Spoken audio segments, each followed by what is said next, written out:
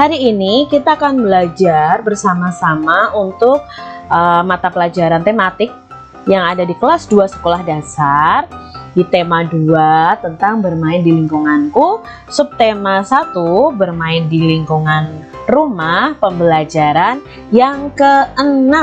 Nah, kita langsung saja ya ke materinya. Benny berjanji akan bermain pistol air dengan Edo. Sambil menunggu Edo datang, Benny mengisi pistol air mainannya dengan air. Bu, dulu ibu pernah bilang kalau air itu termasuk benda cair. Apa yang dimaksud dengan benda cair, Bu? Tanya si Benny. Benda cair itu benda yang memiliki volume yang tetap, tetapi bentuknya berubah-ubah sesuai dengan tempat atau wadahnya. Contohnya, air, minyak, dan sirup. Coba Benny perhatikan bagaimana bentuk air setelah dimasukkan ke dalam pistol mainan itu. Nah, adik-adik, kita sudah belajar mengenai wujud benda. Wujud benda itu ada 3, ada padat, cair, dan gas. Nah, hari ini kita belajar tentang wujud benda cair. Jadi, benda cair itu bentuknya akan selalu berubah-ubah sesuai dengan bentuk tempat atau wadahnya. Kita lihat di sini, Benny mengisi pistol mainannya dengan air, maka bentuk airnya akan sama dengan bentuk pistol mainan yang dimiliki oleh Benny. Contoh benda cair adalah air, minyak, dan sirup. Wujud benda. Dilihat dari wujudnya, benda dapat dibedakan menjadi 3. Ada benda padat, benda cair, dan benda gas. Benda padat adalah benda yang memiliki bentuk dan ukuran yang tetap. Contohnya kelereng, batu, dan pensil. Jadi benda padat ini walaupun dipindah-pindah tempat, bentuk dan ukurannya tetap. Benda cair adalah benda yang memiliki ukuran yang tetap, tetapi bentuknya berubah-ubah sesuai dengan tempat atau wadahnya. Contohnya, sirup dalam botol, teh dalam gelas, ini air teh ya, dan air minum dalam cangkir. Otomatis sirup yang dimasukkan botol akan bentuknya seperti botol. Air teh yang dimasukkan ke dalam gelas, maka bentuknya akan seperti gelas. Sedangkan benda gas adalah benda yang memiliki ukuran dan bentuk yang selalu berubah-ubah sesuai dengan tempat atau wadahnya. Jadi kalau tempatnya kecil, maka udara atau gas itu juga ukurannya kecil. Tapi kalau tempatnya besar, ya akan besar. Dan bentuknya juga berubah-ubah. Contohnya udara dalam balon akan berubah jika udara itu dimasukkan ke ban sepeda. Nah, bentuknya sesuai balon, sesuai ban sepeda ya. Jadi bentuknya berubah-ubah. Dari bacaan tadi, kita akan mencari tahu makna dari kata-kata yang ada dalam bacaan tadi. Yang pertama adalah wujud. Wujud itu artinya adalah rupa atau bentuk yang dapat diraba. Itu adalah wujud, adik-adik. Lalu ukuran. Ukuran itu artinya isi atau besarnya benda dalam sebuah ruangan. Padat itu artinya benda yang isi dan bentuknya tetap. Cair artinya bersifat seperti air atau encer. Gas itu artinya ringan, bersifat seperti udara. Jadi ini ada kata-kata yang harus kita pahami artinya. Contoh benda padat di sekitar kita. Nah, ini adalah contoh-contoh benda padat. Lalu ini adalah benda cair yang ada di sekitar kita. Adik-adik pasti banyak menjumpai benda cair. Lalu ini ada benda gas di sekitar kita, yaitu udara di dalam balon, asap, gas ya, gas LPG yang di dalamnya itu berisi gas.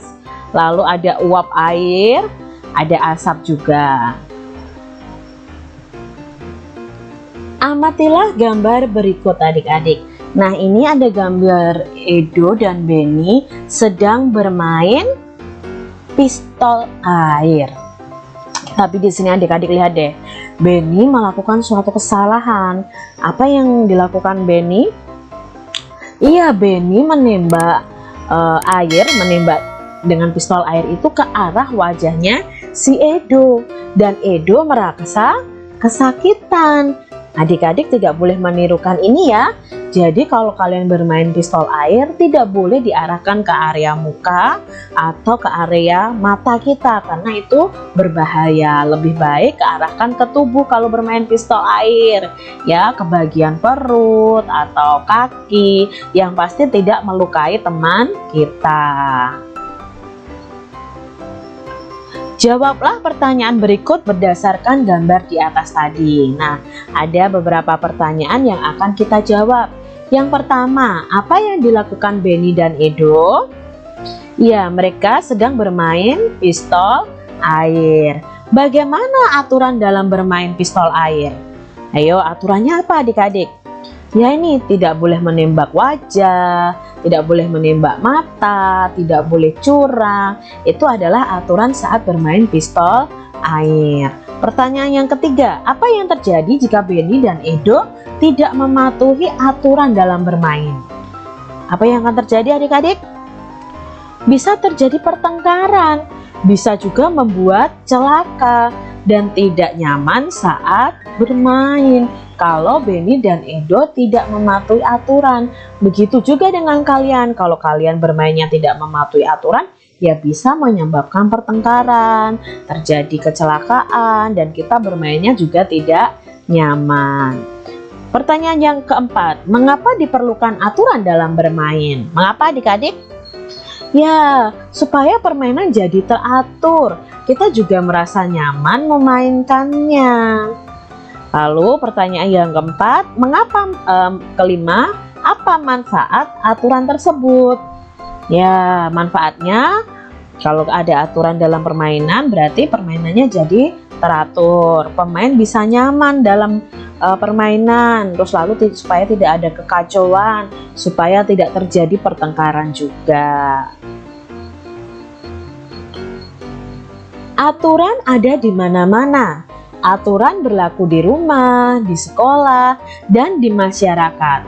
Aturan itu berguna untuk mengatur kehidupan. Aturan di rumah wajib ditaati oleh semua anggota keluarga. Aturan dalam bermain juga wajib ditaati oleh semua anggota yang ikut dalam permainan. Apa yang terjadi kalau kita tidak mematuhi aturan?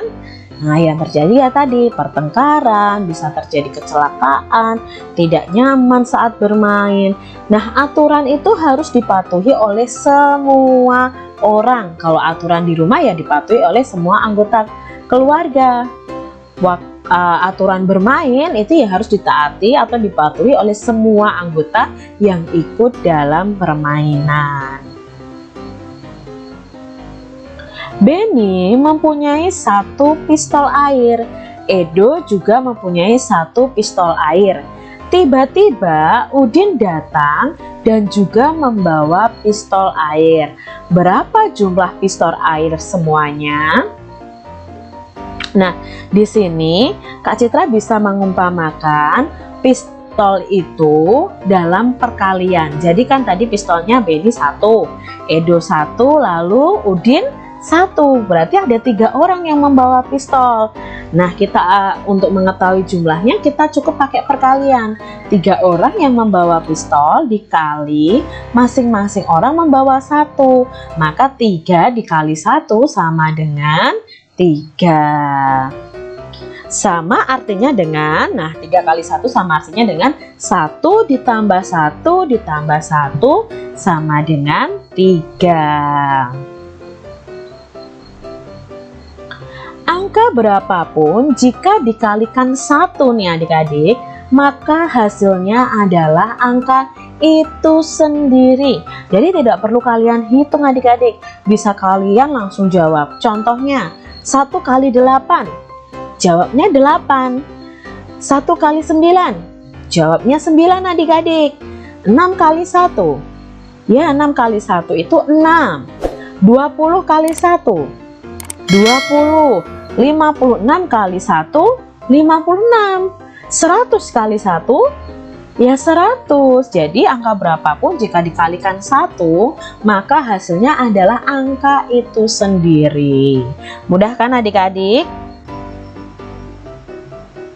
Untuk memudahkanmu mengingat perkalian, lagu di bawah ini dapat membantumu. Jadi ini lagu dari lagu Becak ciptaan Ibu Sud, tapi diubah liriknya. Judulnya Belajar Perkalian. Lagunya seperti ini adik-adik. Aku mau belajar perkalian. Perkalian adalah penjumlahan berulang. Ingat kata Bu Guru, aturan minum obat. Ayo kawan, mari kita belajar. 3 dikali 1 sama dengan berapa? Itu sama artinya satunya ada 3. Ayo kawan semua, mari kita jumlahkan. Ayo kawan, siapa tahu jawabnya. Nah, ini lagu Belajar Perkalian yang iramanya dari lagu Becak ciptaan Ibu Sud. Jadi kalian bisa belajar lagu ini ya adik-adik ya. Nah, kita sudah belajar tentang perkalian 1 yang sangat mudah adik-adik. Sekarang kita akan belajar 2 dikali 5 itu sama dengan berapa. Nah, untuk mencarinya 2 dikali 5 itu berarti 5 ditambah 5 ya. Berarti angka yang di belakang ditambahkan angka yang sama sebanyak 2 kali. 5 ditambah 5 sama dengan 10. Jadi 2 dikali 5 ini hasilnya adalah 10. Soal berikutnya, 4 dikali 2. Kalau diubah dalam penjumlahan bagaimana adik-adik? Apakah 4 ditambah 4? Atau 2 ditambah 2 sampai 4 kali? Ya, yang betul adalah 2 ditambah 2 ditambah 2 ditambah 2. Ya, jadi 2-nya ada 4. Bukan 4-nya yang ditulis sebanyak 2, tapi 2-nya ditulis sebanyak 4. Lalu kita jumlahkan nih. 2 tambah 2 4, 4 tambah 2 6, 6 tambah 2 8. Jadi 4 dikali 2 hasilnya 8. Nah, sekarang ada perkalian 5 dikali 7. Nah, untuk mencari hasilnya kita ubah dalam penjumlahan berulang. Berarti penjumlahannya 7 ditambah 7 ditambah 7 ditambah 7 ditambah 7. Hasilnya adalah 35. Jadi 5 kali 7 itu hasilnya 35. Demikian adik-adik untuk pembelajaran kita hari ini yang berada di tema 2 subtema 1 pembelajaran yang ke-6.